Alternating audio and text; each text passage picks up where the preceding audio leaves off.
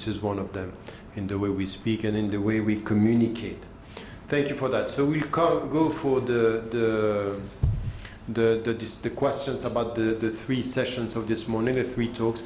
Just before this, you all, have you finished with your assessment? You will give this to Antonio? Yes. Who still have to give it to him? So it's done, or who has to finish it still? Yes, okay.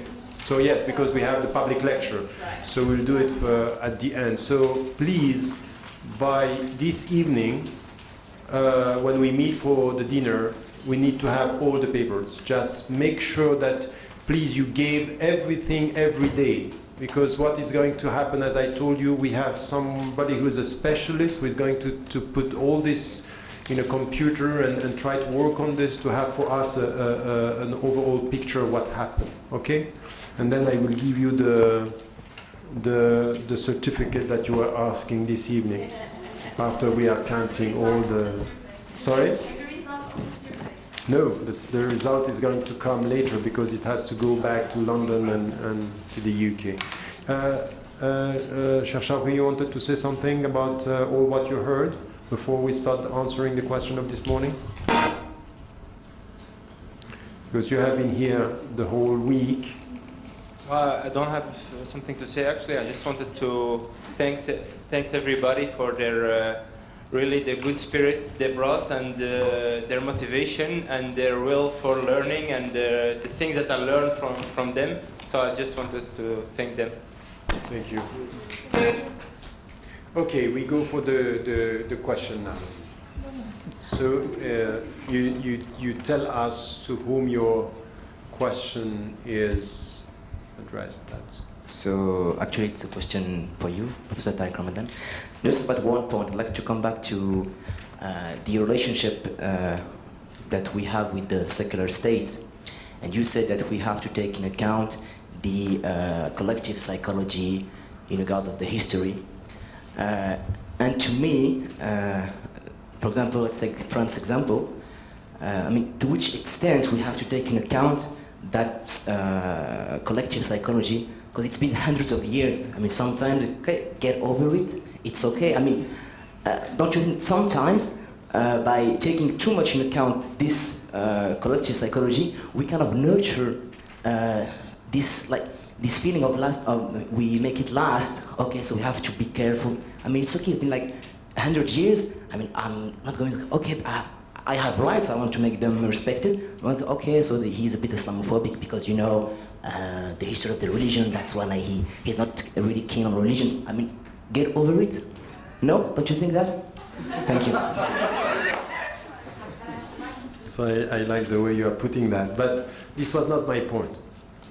I was not saying, there is a difference between taking into account and being on the defensive. I would say exactly the opposite. It's because you take it into account that you understand the dynamic within, that you are not on the defensive.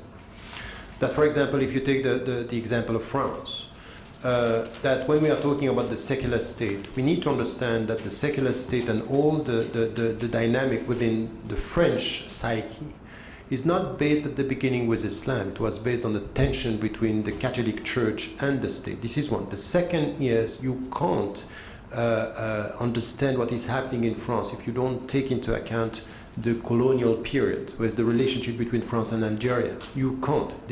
And there is something which is very specific with Arabs.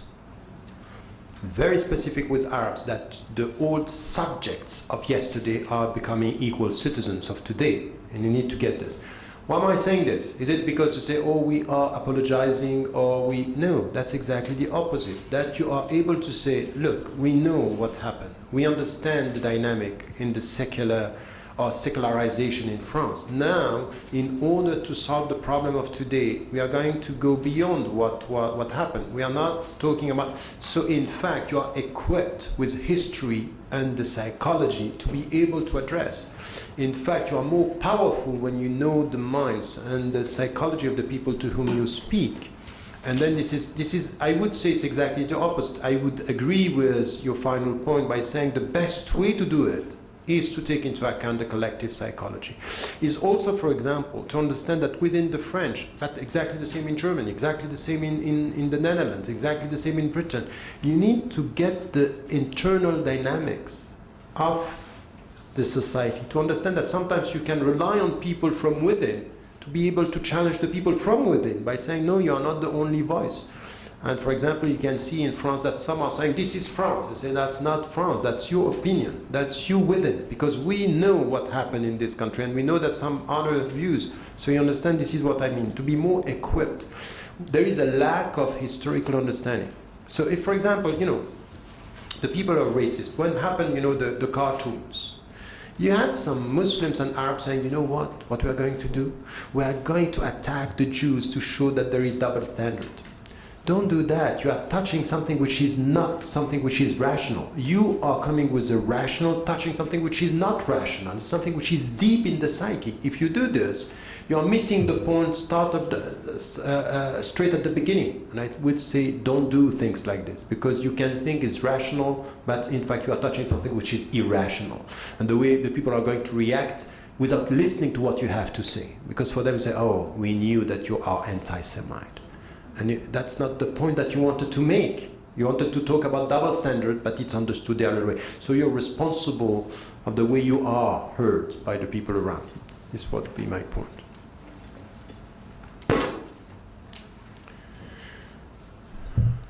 Hello? Okay. So my question is also directed to you. There were actually two terminologies that we were referring this whole week to that I did not fully understand, as we associate them with this modern context. And this is number one, to colonize or to decolonize, something that Ramon was all the time referring to, where I actually had at the beginning a little bit of problems completely understanding it. And then something that you're referring to is when you talk about secularism, because for me it is actually, as it was in history, the separation between religion and the state, but actually I had the feeling that you were putting their other association with it. I was putting what? That you actually put the other meanings in it too. That for instance, talk about economy influencing secularism. I don't know if you understood it. Yeah. No, in fact, it's a good question, because this is exactly the point. In fact, when we came together with the critical Muslim studies, it's very much about colonial decolonialization. It's all about this. The old reference is this, and even this evening we have again a discussion about the colonial state. In fact, it's a perception. It's an ideological take on reality, but this is where there are things that we cannot deny, that in fact the relationship between the West and the other cultures and civilizations is very much based on the colonial, meaning a power relationship. This is it. This is the point. That it's not about, interface or civilizational dialogue. No, it's about power. And it's not only the political. So you remember the discussion with Dr. Shinqiti, where Ramon was trying to translate what Dr. Hatim was saying, that no, we are not talking about the political colonization. We are talking about the economic, but also the cultural. And in fact, it has an impact on races, it has an impact on cultures, it has an impact on, in fact, taking over by all means, the control of, the way you deal with your own destiny as a society. So it could be white versus black, it could be West versus Islam, it could be the new type of Islamophobia. So you can see in the way they were putting the whole discussions that it's everywhere. It's the framework through which you analyze the relationship. So for example, Islamophobia has to do with the colonial mind.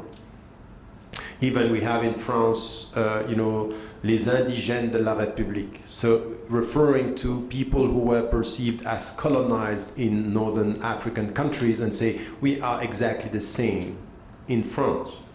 And some are saying, if you look at the logic within the suburbs, it's exactly the colonial mind. You know, we have people under, they are citizens, but the way we deal with them is out of a power relationship, where the whole discussion that you have on Islam, on culture, is based on this. So this is the way, it's a framework that even, for example, the relationship, if you look at some of the people who are talking about the relationship between Palestine and Israel, is that Israel is the last colonial state in political terms, in military terms, but also in cultural terms. And the first answer Livni was saying to Sarkozy, for example, we are at the forefront of this resistance to Islam, as if this is, you know, the forefront of the colonial presence, that we are resisting Islam and Islamism. And Warshawski, who is a Jewish citizen, who is explaining that this is all about the colonial mindset that is still there. So Israel is playing this role there. You understand? It's a whole framework that this, for example, should have been discussed before you arrived. Coming from CILE, you didn't have this. You'd say, oh, where are we? What is this all about? So it's interesting. You can agree or not. And for me, for example, I agree on many things, but I disagree sometimes it's going too far, that everything gets, you know, a colonial mind. So it might be problematic. Second point about secularization. Out of all what I have been writing on this, and I started at the end of the 80s and 90s, beginning of 90s, is what are we calling secularization? Very often we end up by accepting something which was, it's the separation between state and religion. And in fact, if you go deep in the discussion, it's not exactly this. It's the separation between two authority, which is deeper than that. An authority that is coming from on high and saying this has to be private. You decide. This is religion. So on high, that you accept that this is coming from the Bible, it's coming from the Quran. So there is an authority coming from on high. The other authority within the society, it's a bottom-up delegation of authority. This is the state. This is what we can say, for example, the democratic process on this.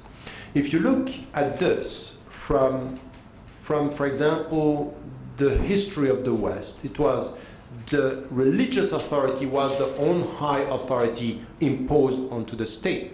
So this is why this separation. What is very interesting is that when you look at the philosophers, the Muslim philosophers, and all what was discussed by Muslims, for example, in Andalusia, even from the legal, in fact, there is something which is intrinsic in the Islamic tradition, that we are making the difference between the two authorities. Sami'na wa ata'na when it comes from the Quran, but if it's the decision of the Prophet ﷺ, is this coming from you or coming from God? If it's coming from you, I discuss. This is the meaning of shura. So we have separation of authority, but we don't have a divorce.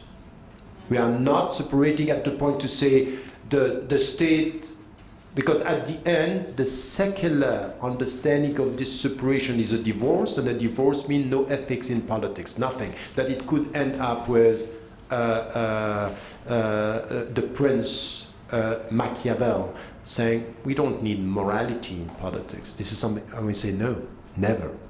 This is coming from the wrong understanding of the separation.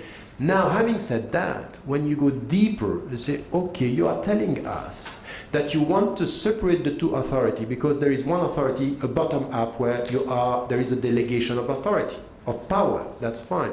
What if we have an economic field where this authority is taken over without democratic processes, which is exactly. So this is why, for example, someone coming from the left-hand side of the political spectrum is saying, I don't understand why in our schools you don't want headscarf, but you are ready for Coca-Cola. So economy is not neutral. But it's neutral if you don't touch the very essence of this double authority that we are talking about. So I wouldn't say it's only state and religion. And by the way, even in this, look at the United States of America. If you can tell me that there is no relationship between state and religion, there is always a relation. Now we need to understand how sometimes the state is instrumentalizing religion. So God bless America. No, it's a serious matter. I think it's very serious. It's not only separating two institutions. It's talk about the authority. So this is the way I'm putting it. And this is where, when you talk like this, many people who don't even believe in God, when say, let us talk about where lies authority and power in the whole system. They understand exactly. And they would come with you challenging the authority of economy within the state, because they are facing this every time, day in, day out. And this is why we can say the only way for us to solve the problem is more ethics in politics, because this is revealing the hidden authority of power of economy and even media in anything which is political. If we put the right equation and not to accept that, oh, it's state and religion, that's not the point. I think that we are misled if we accept this discussion about secularism. I would put it that way. Okay, thank you. Just to make one thing clear for me about colonization, would you say, for instance, that industrial farming is now a global colonialization? Would you put it in that particular way, or would you say that the West is colonized? But in which way? In the way we are producing, the production? That makes sense. Is this It wouldn't be the way they are putting it here, but at the end, the world culture and industrialization, the way we deal with this, it's clear. It's clear that there is something which is a way of life that we are accepting. But by the way, Muslims on the economic side, are completely colonized by this. They want to do the same, and this is what we are always keeping in CILE, is that be careful. Don't Islamize the means without questioning the ends. That's the full point. So if we Islamize the means, this is where you are doubly alienated, and this is an intellectual colonization that we are experiencing every time.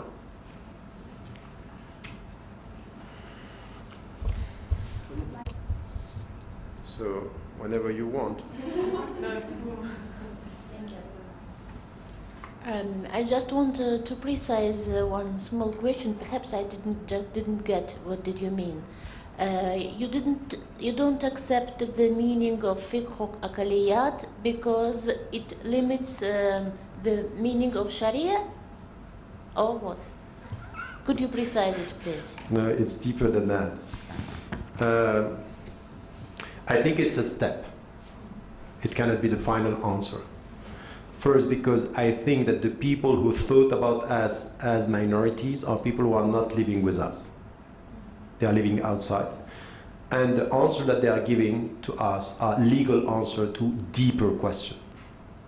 And I think that many of the challenges that we are facing in the West are exactly the same as the challenges that we are facing in Muslim majority countries. So as a step, questioning the legal framework, I think it's okay. But I think that we need to go beyond this by questioning, by putting all the legal discussion in the light of the goals, the purposes, the aims, the objective, the high objectives that we have, and then to start with something which is a better understanding of the legal reference in the West. The problem is that very often the scholars are dealing with fiqh and they don't know the legal set and even terminology that we are living in. If in fact it's a legal protection with a lack of understanding of the legal thing, and that sometimes we should be more open. There are things in the legal framework that are very helpful, that we can use, that can even promote as something which is, so we need a deeper understanding, and you can't do this but by living within. So aqalliyat for normatively, psychologically, and as a contribution, I think it's problematic. I would say in the 3 levels. That's my understanding.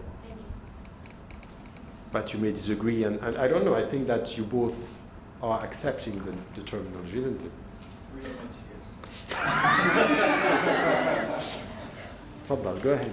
But use the other one because this one is not working well. Bismillah ar-Rahman ar-Rahim. I believe with regard to the discussion on that, the challenge, where is the challenge? The challenge is that in today's globalized world, there is no longer concepts that you could argue for in specific areas and others not. So you need to have a comprehensive approach on what you are. If you come to speak about fiqh al-aqalliyat, then it is that you assume there is a different fiqh that you're going to apply if you are majority. Yeah? And is it like that? Is it that if we come to be a majority, and this is exactly the question that the majority of the Western people, if you put it like this, are very afraid of, because they say, okay, now we agree you are a minority, but what are you going to do the moment you become majority? Are you going to implement this or that? So what exactly do you stand for? And so I believe that we live now, the whole mindset of the citizenship approach that the West has established, the muwatana, fiqh al-muwatana, which has been also argued for in a specific different manner, especially Sheikh Rashid has written on this and others, helps more than to come to an approach that has been developed in a completely different context. Because I believe that what we have today as a challenge of human beings in general is that with the tremendous extension of communication, and nearly we live in a place where we in seconds know what is happening on the other end of the world, so there is nothing more like, well, I can stick to specific terms and traditions in one part without looking into the rest. So this is how I would argue with it. But if you allow me, with regard to the issue that you just mentioned on state and religion relation, I believe that maybe we need to go into it a bit more deeper in differentiating between state and church relation, state and religion, or maybe even public sphere to religion. Because the issue is that the whole Western mindset comes from the challenge of a state-church relation that they have been suffered from centuries and centuries. And so when it comes to be now, and this is what they came up with, the whole secular model is something that derived from relation that have been in one part of the world. And they try now to look into the rest of the world as if this challenge had been everywhere. But this is definitely not the case. So therefore, I think that we need to be more maybe precise on this. That's what I say. You want to say something? You are for fiqh al-aqalliyat in Bosnia.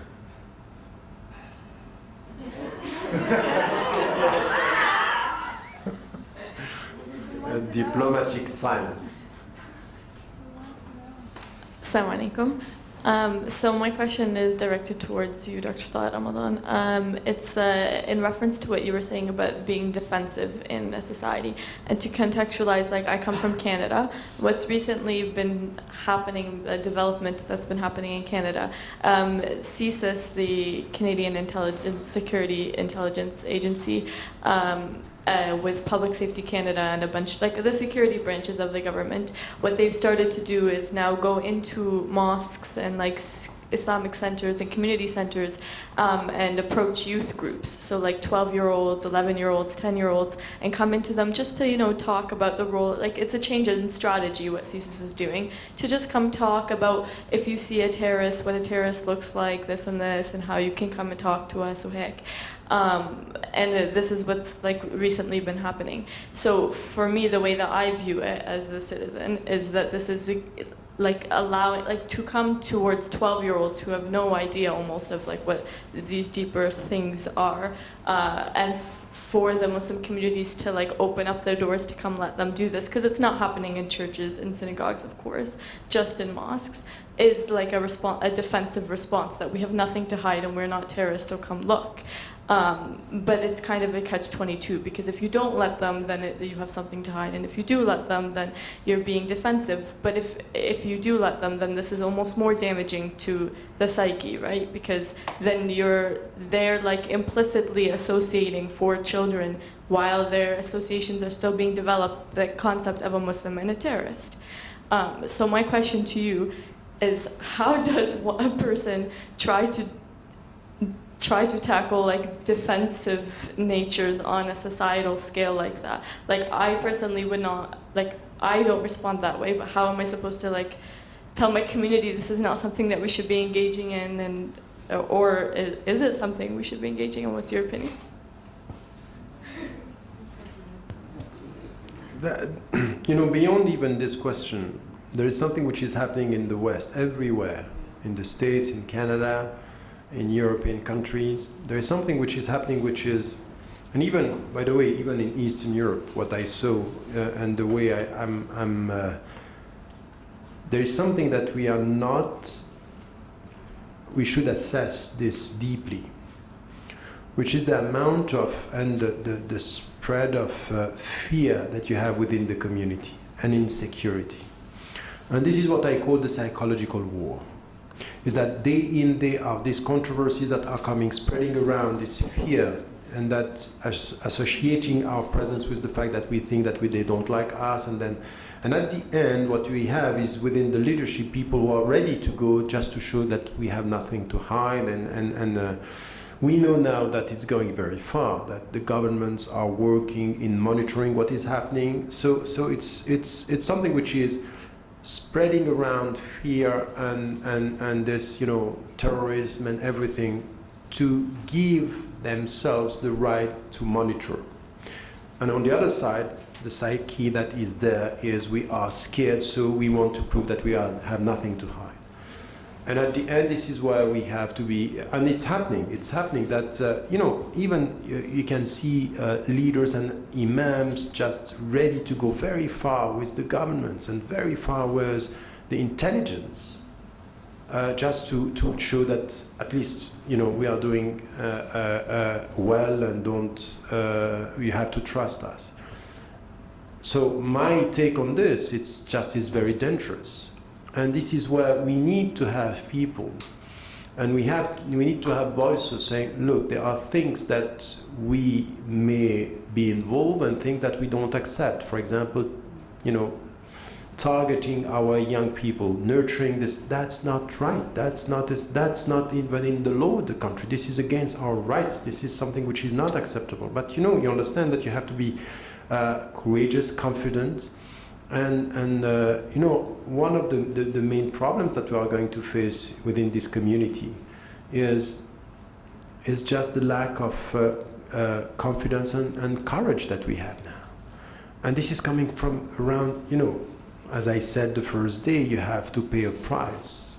But you also have to be clear on your rights and say, we're not going. And this is where we should not go alone. It's not a Muslim business to speak about this. I have lots of people who are ready to be with us, and they know what is happening, and we need to be with them. As I said, when I was facing what I was facing, and even what happened in Canada, is that the supporters of my case were non-Muslims. ACLU, very strong, saying that's not the Constitution, that's not the First Amendment, and very tough on that. Muslims, even a video that we wanted to put on during ISNA, this was not there. To speak about cases where people are in jail, solitary confinement. Nobody is speaking. And in fact, if you want to prevent some of our young people to go against the community, we need to be courageous, that this is the way we are going to keep them, that we are facing injustice, we are clear on that. We need to have this voice. Because if we are just trying to please the people at the end and say, what's that? You are just cowards, you are just not doing the job.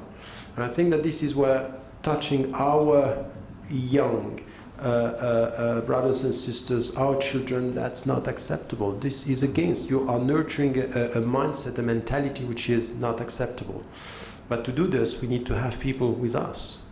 And look, Canada was far from being touched by this. The States exactly the same. Now it's changing, it's completely changing. We are now facing these migrant countries where we have people you are now, what happened in Europe for years, now it's coming back to you. And I think that, but my concern is much more with Muslims. With Muslims, just, going to some conventions in Canada or in the States, don't talk about this, don't say this. And what's that? What is going to happen? You can't speak about Palestine. You can't speak about people who are in jail. We don't know why they are in jail. 4 years solitary confinement. This is psychological torture. Don't talk about that. So what do you about spirituality? It's just this new type of Sufism that we have. I'm very worried about that, because this is a very important point, and it's part of our contribution. I think that our fellow citizens, they would like to see with us some courage, some people just being able to speak out. And I think we are not doing that. We are not. My question was about Germany. You mentioned the German Islam Conference.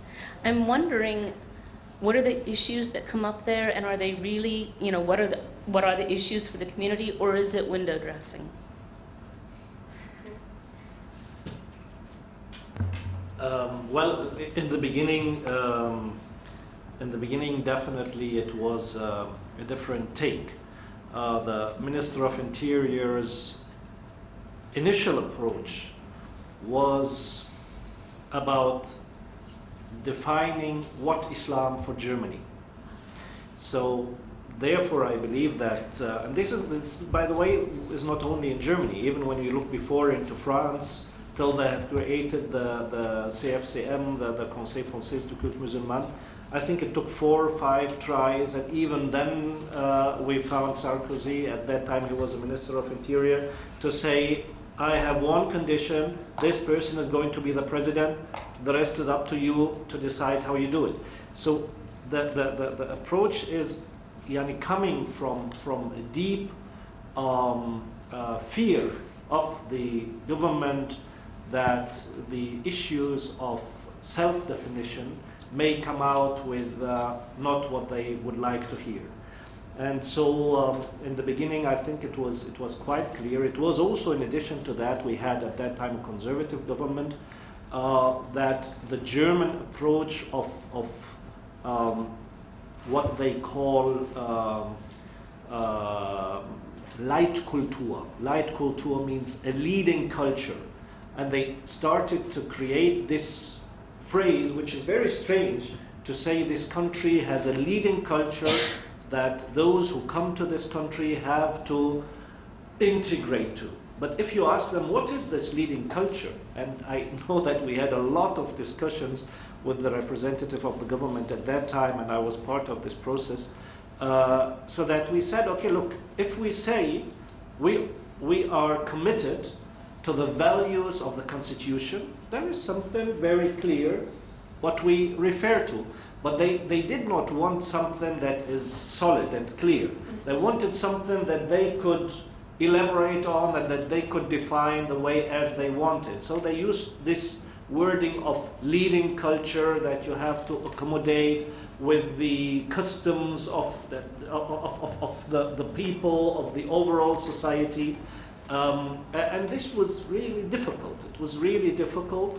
And they even tried to have the Muslims to sign up to documents where they have specific positions on issues of hijab, for example, other issues that they wanted to set examples to. But they have not been very successful in this. And now I believe that, as I said it before, we are in a process of positioning. The community on the one hand and the state on the other hand, who has to deal with this new presence, and where he needs also to define his long-term relation with this religious communities. And so we can see that in all the different states we have different approaches to this. Some who are more open-minded, others who are more rigid, and the security issue is a very, very general element to it, especially in the southern states in Germany, in Bavaria, in Baden-Württemberg. Hamburg has been able to create now a treaty between the state and the Muslim communities, which is in the end not very solid content-wise, but it gives a strong symbol that there is some kind of respect towards the Muslim community as part and parcel of this society. So I can tell you that it is very interesting to see at this very first inauguration of the German Islam Conference. The Minister of Interior had been at that time Mr. Schäuble, who is now the Minister of Finance for the last 8 years. He said that Islam is part of Germany. And nobody has argued on this, and it was said, and okay, it's gone. 5 years later, the president of the country repeated the same sentence. He said, Islam is part of Germany. And then, for whatever reasons, a huge discussion started about this, and some people say that he has been forced to resign because of this sentence that he said and that he stick to. For those who don't know, there has been a huge, massive campaign against this President Christian Wolff at that time. And he had some very strong positions toward this, and people started to argue, and a lot of politicians, that Muslims are part of society, but Islam not. And they tried to differentiate between this, and this shows exactly where we still are. So I believe that it needs definitely some more time to come and to see how you could achieve some more calmness in the discussion than you have it now. I was going to add to something Nusayba said, because I also live in North America and worked for about 10 years on some of the civil rights things. So going back to what Professor Ramadan was saying, I mean, it's really, really next to impossible with the leadership going down the apologetic path. They're always pushing those with courage and confidence to the side. And, you know, when you come and speak, you know, I've read your books, so I know there's more that you can say. And I'm watching you at ISNA, and I'm watching you in different places. And in Islamic schools, the FBI is there teaching our kids.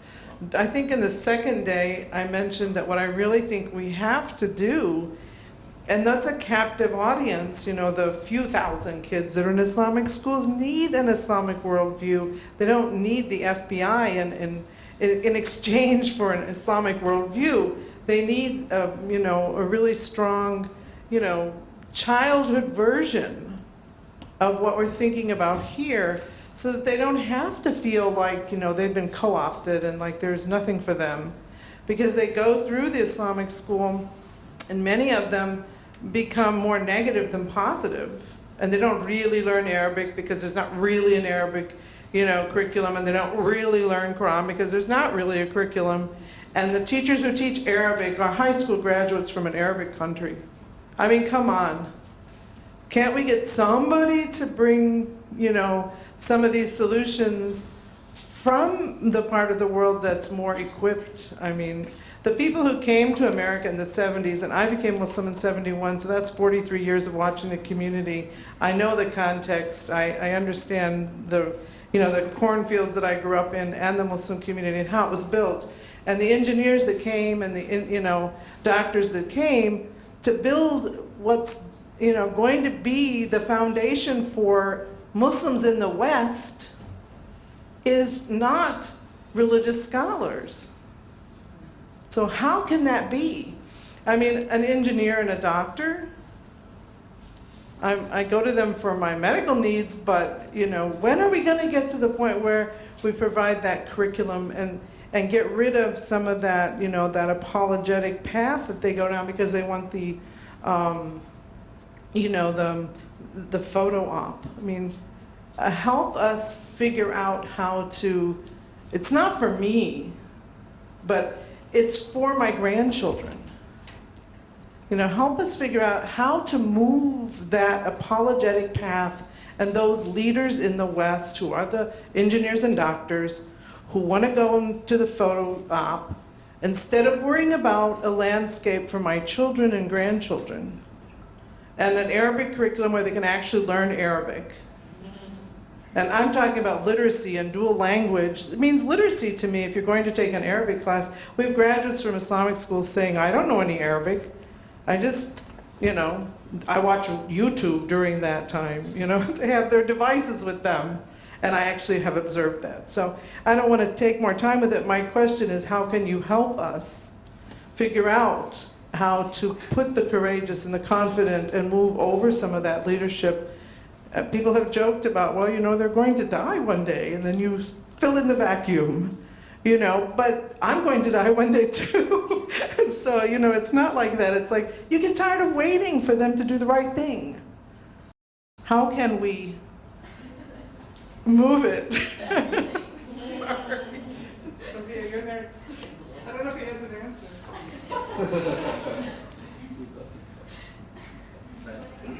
No, I want to clarify the question to help you.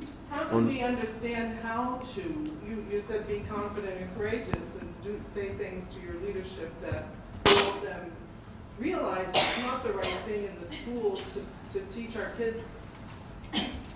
The FBI in Chicago, I don't know what you call them. Our leadership just does whatever they're asked to do. You know. For the benefit of who? It's that Western mentality. I don't know if I have an answer how to do that. But what I can tell you is, once again, you know, over the last 30 years, what I have seen, and, you know,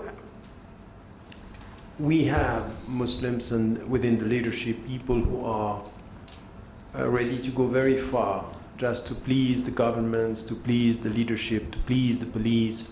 We know that. And my what I was repeating is we need this intellectual independence, political independence, financial independence to be able to be confident and to get rid of this mindset of people who are migrants who came and you know, sometimes they are buying the American dream, and sometimes they are in a situation where they are not settled, they are at risk with their status within the society. But with time you can see that things are moving, but the mentality is staying there. Is that, and this is where I really think that it's two things that we need. We need something which has to do with the spiritual teaching. And then at the same time, it's two things. The spiritual teaching has to go deep in your understanding of Islam, and openness towards the society to understand that you are not going to protect yourself if you are on your own. You need to have a network. So it's a network with the people around, and that's and at the same time something which is to face the risk, is to be able to understand in spiritual terms what does it mean. Kalimatu, you know, afdalul jihad, kalimatu haqqin amam sultan jahil. What does it mean that the best jihad is a word of truth in front of a tyrant? It means that you have this courage, but this is not going to, it's not intellectual. It's very much something which is spiritual. It's the way you are looking at your mission and your vision within the society. And then while you are saying this, at the same time to be with people who can understand.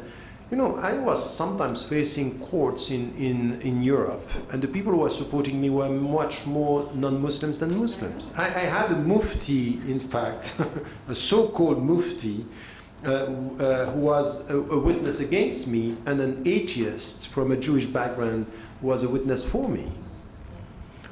So at the end, we need to understand that based on principles, the network should be a wide network with people who can be there. And at the same time, you need deep spiritual teaching, wide networking, understanding of how you deal with this. And it's not there.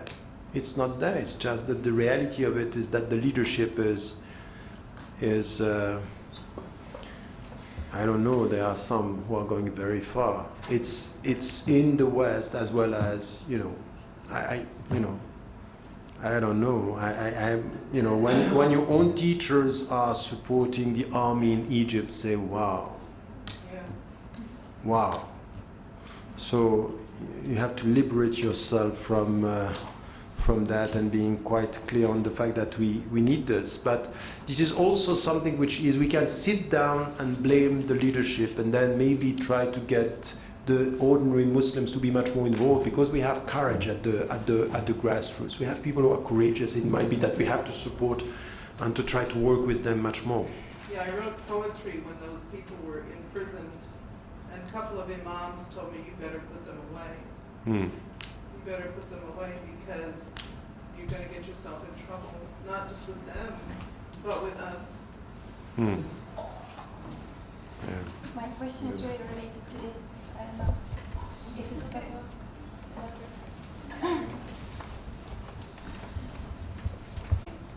Can you hear? We have visitors. Walaikum salam wa rahmatullah. Okay, yeah. So, what I also find interesting is how we in the West perceive mosques and imams. I mean, for me, I don't see the imams in Finland as any kind of religious leaders. They're just like a group of guys who came up with a, I mean, most of them lack any kind of formal education, and I mean, anyone can establish a mosque and call themselves an imam, and that's the reality of the situation. So for me, they are not religious leaders, and actually I was hesitating for a long time before thinking about joining registering myself as a Muslim in Finland, because you have to, in order to be counted as a Muslim, you have to register in one of those associations, and I really don't relate to any of them. And I have a hard time, if one of those imams in the association that I'm a member of speaks to the public and says something really stupid, I don't want to feel like he's representing me. So is it the right thing for us to actually join these associations just in order to be counted as Muslims, or should we organize it? I mean, should we organize only individually or like more as social movements than as organizations? Yeah. So you wanted to say something? No, but about all the discussion before. You have no idea about courage and.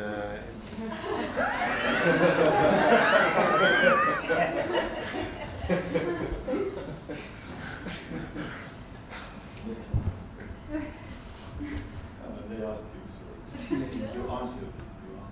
So you wanted to say something about the question before? Yes. Well, by the way, I think that the two questions are quite related.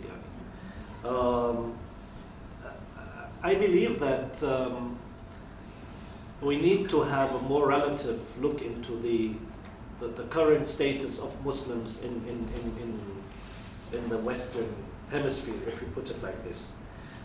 The so-called engineers, doctors, or leaders of the Muslim community within a number of countries, I think that many of them have done a great job. They have done a great job, and I think this has to be respected also in relation to what they have achieved. Coming into areas where there is no Muslim infrastructure at all, no support from governments, self-organizing, the principles of a Muslim infrastructure is a phase that has been needed. And I think this is something that has been achieved to a certain extent with some good results. Anyhow, I believe that this first phase is a phase that find its limitations, and that we need to move on and to see how we can have a second, third generation of Muslim presence to take a more wider look into the challenges that we are facing in these societies.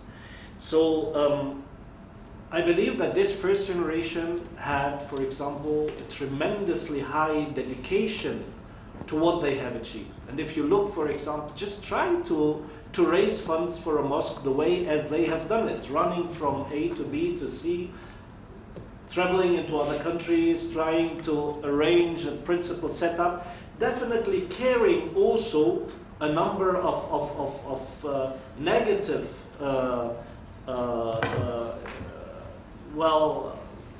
elements of the countries of their origin. If you have been brought up in a different society with a different setup, then there is no doubt that it needs some time to adjust. And so, for example, many of those who come to be close to governments or close to secret services, then you have to bear in mind, if I live in Iraq before, where I know that the state has a completely different positioning. When I come even from Turkey, where in Atatürk's time, even in the after times, I'm not in a position to question Secret Service if they come and ask me for whatever. And so this transformation that has to be done is something that this first generation was not able to achieve appropriately.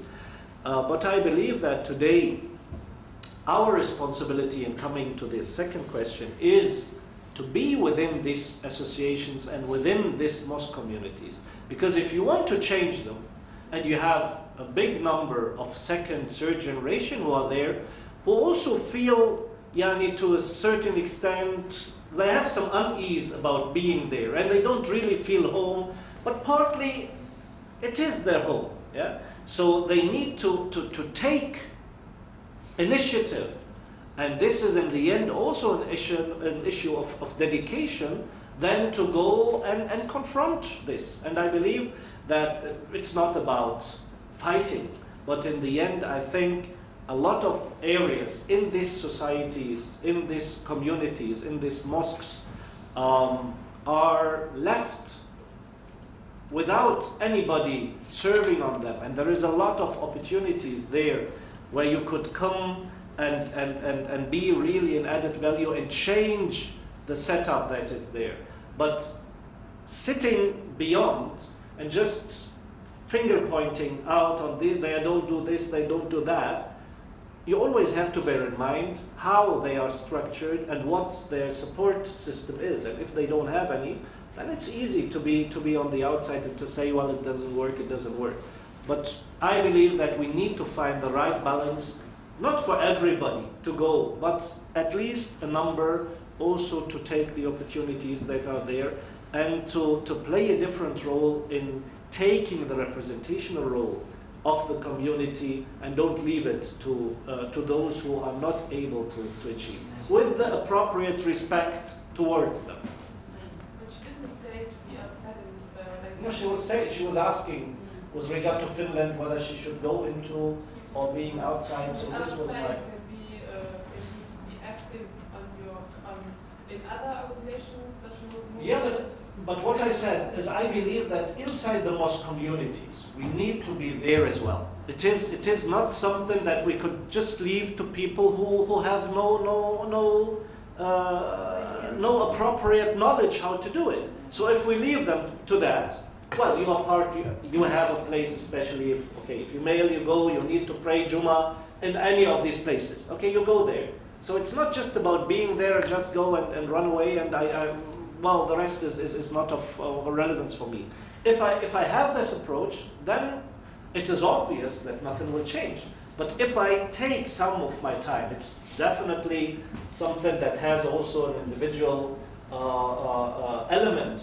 Not everybody is ready to go and argue and take, but I think we need to encourage, especially young people, to take the roles in these communities and to influence them in a positive manner. Good. I have the mic. Really? I'm sure you can hear. My question is to all our speakers, I guess. Dr. Tariq spoke about the idea of Darul Da'wah and not really agreeing with that. So I would like to know, what is the definition of Da'wah, or your opinion of it? Because, for example, in South Africa, whilst we, like-minded Muslims as myself, are busy with, contribution and, trying to be really participating in the society, there are people from the other side of the community who are involved in da'wah, who are converting or reverting people and are divorcing them from the political, local, black African, South African population are becoming alienated from the political landscape. So should they, it's fine to say, we need to bring our universal principles and be an example, but should there be a strategy that we need to have, or, what is this concept of da'wah? And that's related to what Mr. Ibrahim was saying outside about the challenge now as being religion versus, no religion, rather than Islam and Islam versus Christianity, if I understood you correctly outside, about the challenge being not really Muslims versus Christians, but the idea of religion itself, versus no religion. So those are my questions.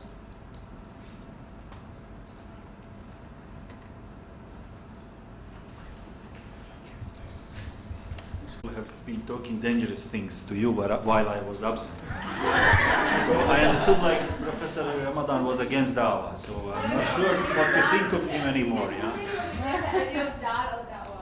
Dar Dawah. Okay, that's a lesser evil. So no, really, yeah, it's less. So no, I'm sorry I wasn't here all these days and even today. So excuse me. I mean, people are in their questions referring to discussions that went on before, and it's very difficult for me to relate to know what went on. So really, it's not that I'm trying to avoid hard questions. It's simply that I don't have the background. I wasn't here. Since you insisted, I say something about courage. I don't want to frighten anybody, but I just want to remind everybody of حَسِبَ النَّاسُ أَن يُتْرَكُوا أَن يَقُولُوا آمَنَّا وَهُمْ لَا يُفْتَنُونَ.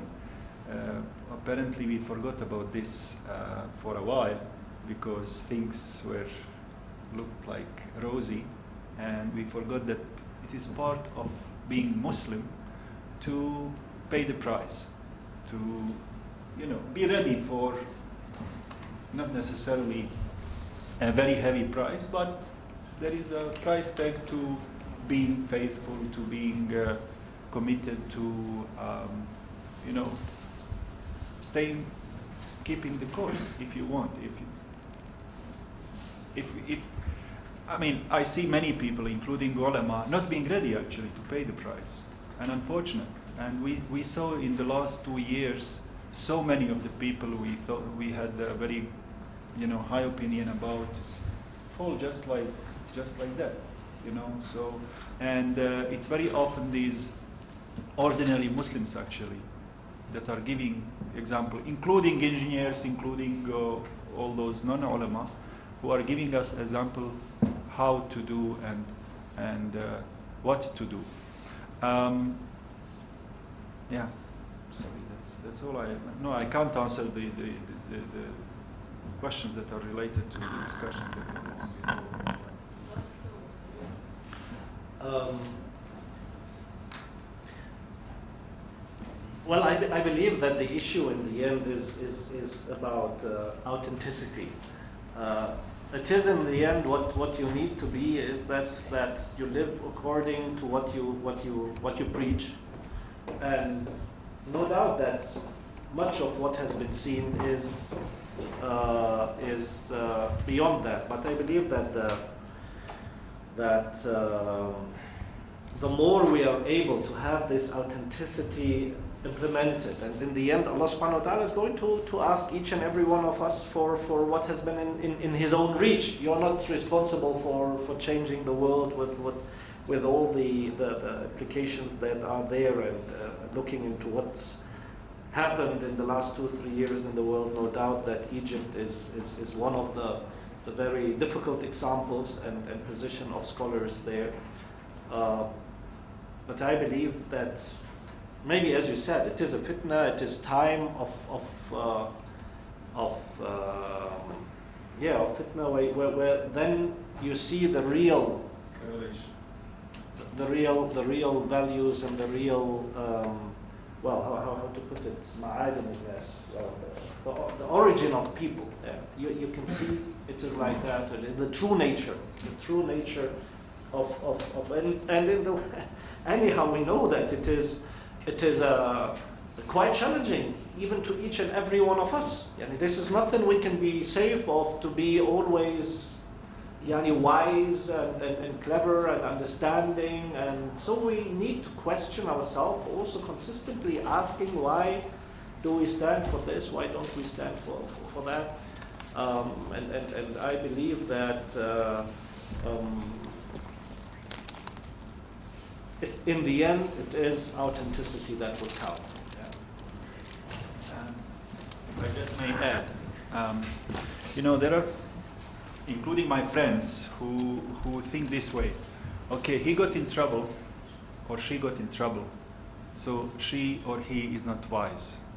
I tell you then, by that criterion, our Prophet for a while was not very wise man. You know, there are Muslims who believe that if you play smart, okay, if you are a smart believer, you shouldn't get in trouble. That's not actually the formula. It's not going to work always. Okay, so yeah, there are pitfalls, there are troubles you can avoid because they are avoidable. And many Muslims, unfortunately, they commit stupid mistakes. Okay, and that they get in trouble with laws, with this and that. You know, you don't keep your accounting books proper. That's stupid thing. Okay, that you can avoid. But there are things you cannot avoid.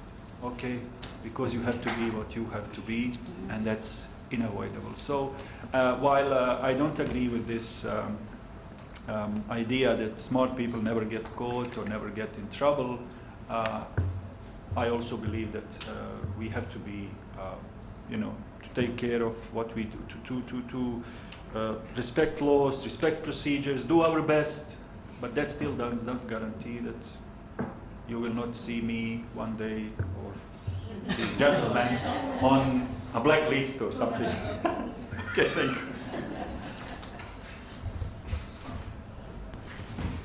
you. Just to respond to your question about Dar al-Dawah, I wrote in the book Western Muslims and the Future of Islam a long chapter about this, because I think that, in fact, coming back to this discussion, Dar al-Islam and Dar al-Harb is outdated, we come with something else. Sheikh Faisal al-Mawlawi came with this understanding, rahimahullah, came with this understanding of Dar al-Dawah. And he was referring to the period of Mecca and how the Muslims were. While I understood exactly what he was saying, and he was quite clear on this, I was not sharing this, not because of, for two reasons. In fact, for the substance of what he was saying, but also the understanding that the Muslims can have about what it means. First, because I really think that for me, when I come back to ud'u ila sabili rabbika bil hikmati wal maw'izati al hasana wajadilhum billati hiya ahsan, is that the verse that we have here in this reference is mainly for me to call what does it mean, is to invite the people, and I'm not with all these trends that we have counting how many people are entering Islam, and I can understand that, yet you have da'wah, and mainly, you know, you have a long tradition in South Africa of, you know, calling people and the da'wah and things. I would say that the best da'wah is وَكَذَلِكَ جَعَلْنَاكُمْ أُمَّةً وَسَطًا لِتَكُونُوا شُهَدَاءَ عَلَى النَّاسِ. For me, the best way of understanding da'wah is شُهَدَاءَ عَلَى النَّاسِ, meaning exactly what was said, is that you have your principles, you live by your principles. It doesn't mean that you don't have contradictions, but you acknowledge your contradiction, you acknowledge that you are doing your best, that you are not perfect, that you are struggling with yourself, that sometimes you say things and you are not doing them, that you are trying your best. So to acknowledge, to assume your own contradictions doesn't mean that you are perfect, but you are trying your best to change. So I think that for me, the best da'wah is a shahada ala nas, is just to bear witness to our message and the way. So this is the way, this is why for me, the global world now, even within Muslim majority countries, is what I call dar al-shahada, which is bear witness to this is where the people should see that you are struggling, that you are. So even in Muslim majority countries, I think that the Muslims should be for their brothers and sisters in Islam and in humanity the best example. And the best example is not perfect human beings, but struggling, striving human beings. It's just jihad in nafs and all that. So this is the way I would put it. But I don't like this business of counting the converts and the reverts and all this thing. And then having lectures where we come with the people. I never liked asking people to convert in public. I don't like this. That's I understand that people are, because it gives, you know, some strength, but I don't like this. I don't like this because to give strength to the people when they are witnessing this, I think that I'm thinking about the one who is converting. And I would say, you know, it should be deep and silent before before being in public and vibrant like this. I prefer silent conversion than public conversion. That's my take. I don't like to do that. I really don't like, and I had to do it once or twice, and then I come and I'm asked to talk to the people who are converting just in private, because this community, it's, you know, you are converting in the sight of God. It is for Allah and not for the people, because these people who are celebrating you when you enter can just make you so upset when you are with it. No, you know, I very liked, you know, Imam Siraj Wahaj once was saying, you know, we are always in the front door when the people are entering Islam, celebrating and happy, but nobody is in the back door when they are leaving. Because they enter with this and disappointed within, and they leave from the back door. How many are doing this? How many are leaving? And we cannot blame them. It's just because the way we act. So once again, I'm not trying to find who is guilty here. It's just, I think that there is something which is. So conversion for me, it's a very deep thing. And I think that the way I would talk about da'wah is mainly talking about shahada. The way I understand that. And you know what? There is in the root of shahada something which has to do with the ultimate sacrifice. Shaheed. And I think that there is something which is very deep in this word. That how much price, and in this, are you ready to pay for that? And as it was said, if you want to please everybody, you are not going to please everybody. If you're not going to pay the price, you are not. And there is something which is a new mindset that we have with Muslims, settling down in the West, which is what I call the petit bourgeois way of thinking. It's just, you know, we need our salary, we need this, and we want to please the people, and the more the people are pleased with us, the more we are integrated. I think that this is where, I'm sorry, if you are here for more justice, you should be ready. And it means this is the courage that I'm talking about. It's a spiritual courage, an intellectual courage, a social courage. It's what you are ready to do, and be careful that it's coming from everywhere. That, for example, people are saying, you know, I don't do politics, or people are saying, oh, I'm more in the spiritual side of Islam, which is this. Huh? Yes, that's. I think that we have to be. If I would say something about the very essence of everything which has to do with, you know, transformational reform, the starting point of everything is intellectual courage. Not only towards the West or towards the dominant culture, it's even towards our own ulama and our own scholars and intellectuals. Say, we have something to say. We are asking you. This intellectual courage starts within, not outside. I have. Yes, it will be the last one, and then we have a break. I have a question to you, Dr. Tariq. This morning you said that you talk about changing the narrative, and if I understood, we have to understand that we are from the West and to feel that we are from this context. But my question is how we can feel that we are from this context if the environment tells you the contrary, for example. So that's exactly the point. If we are questioning the narrative, the problem is, for example, for us in the West, be it, for example, in the United States of America, in Canada, or even in Europe, the problem is that we are not studying our own history. We don't know what happened. We don't know that, for example, all the people who are coming with a new narrative about, you know, African-American Muslims in the States, that's wrong. It's deeper than that, and it has been there for centuries. Exactly the same in Europe. Exactly the same. And not only, by the way, on only Eastern European Muslim presence. That's something which is there, but more than that is everything which has to do with sciences, everything which has to do with philosophy, everything which has to do with art, everything which has to do with social input, everything which has to do with human sciences. That we need to come back to say, okay, what is the contribution coming from the Muslim legacy in the construction of the Western identity. So this is something that we have to recapture. We have to study this, and not to let, for example, the British Council tell us, oh, we are reviving this. That's fine, but what about us? What about historians? What about Muslims being able? First, this is one. Second, it's about everything which has to do with, the way we define human beings. It's the concept of human being within the narrative, because there is something which is important now, and the European narrative now is this business about citizenship and a nation state is undermining our very understanding of human dignity. We have to be involved in this discussion. So this is the way. So the next book that I'm working on now, it's towards our West, towards a new narrative. Towards a new narrative is just to recapture this and to come to the roots of it. And at the same time, it helps us to understand how much we are part of the Western history, but also to come back to the Muslims who say, you are reading your own legacy in a very selective way. You yourself, you are the first to do that. You are the first to blame in the fact that we don't have a right understanding of our own legacy.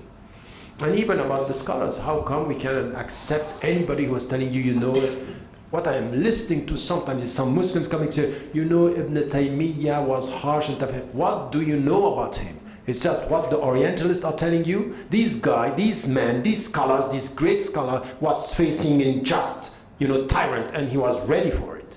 And he gave his life, and he came with a very deep mind. In many issues, even the Muslims, they don't know what he was saying as to the fatwa, as to the way he was dealing with the rulers, as the way he was dealing with non-Muslims. So this is very superficial, but we are alienated. We don't know about this. So we might bring, and you know why? Some were very happy with some scholars and not with him, because he said something which was very important. Be careful. We Muslims, we should not be colonized by the Greek logic. We have our own logic. And this in the West, it's better to go for Averroes than to go for Ibn Taymiyyah. Because Ibn Taymiyyah was challenging the very essence of the logic, the way you are dealing with your mind and the scriptural sources. So this is why we have to revive that. We have to come to a better understanding. He was not only a alim, he was a very deep philosopher. But we don't know about that. We don't come with this understanding, because we are very superficial with our own legacy. So no wonder that people are colonizing our past and the way we construct our understanding if we don't get this knowledge. So this is why, be careful, and this is something that our understanding of the Torah, of our tradition here, it's not to stick to it. Is to get the complexity, to understand the minds, and to understand in which way we are part of this whole discussion. So I think that this is what we have to do as Muslims, as well as Western Muslims, moreover, as part of our intellectual challenge. So it's a big struggle. Some are struggling with weapons. We have to struggle with our minds in the West. That's a very important struggle. And what was said about, the Jewish tradition in the West, the way they were involved everywhere, we need to find, students and scholars now at that level of understanding. That level of understanding. Not to let anyone play with a very selective way of speaking or dealing with our memory. So I think that, so the last thing, because really we have to break, we wanted to stop, so I hope it's not a question, it's a statement more. Like this, we can stop with your statement.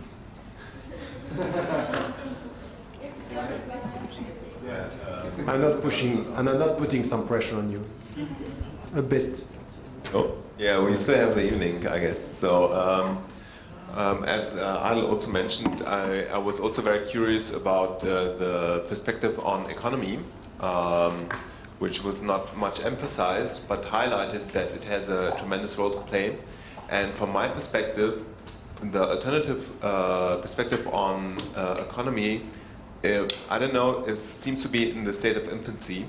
And perhaps just in a nutshell, it would be great to have your perspective on where's the research at, and perhaps also get some hints regarding references or reading lists. So this will be a long discussion.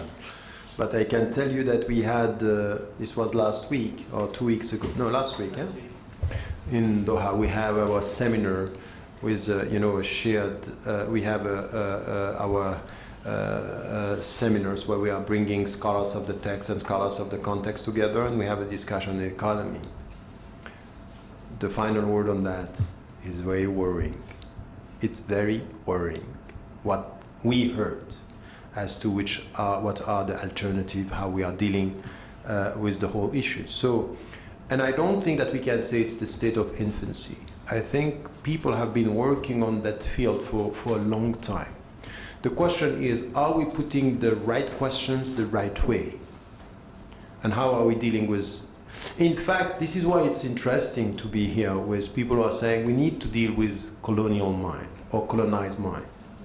Because at the end, and you can see this with ulama, is how do you deal with the dominant system? How do you deal with the dominant economic system? Do you find a way to protect yourself and to try to get some instruments that are protecting the Islamic way? Are we accepting the dominant? So for example, having people saying رأسمالية مقيدة, meaning that our vision of Islam is capitalism that is regulated capitalism. So you have scholars saying this, and others saying no, we have to change the whole. So on that field, it's a very deep discussion. But I can tell you that in economy, this is where many approaches are revealed and revealing as to the way you deal with the system, because it's very complex. It's not easy to sit down and say we have to change everything, because in fact, from an Islamic perspective, we don't have an alternative model. We have means, instruments, and goals, but we don't have a model. There is no model. Nobody is coming with a model that is, okay, this is Islamic. Now, how are we going to deal with the dominant and Islamic economy, Islamic finance, the way we have, banks now, and is this right?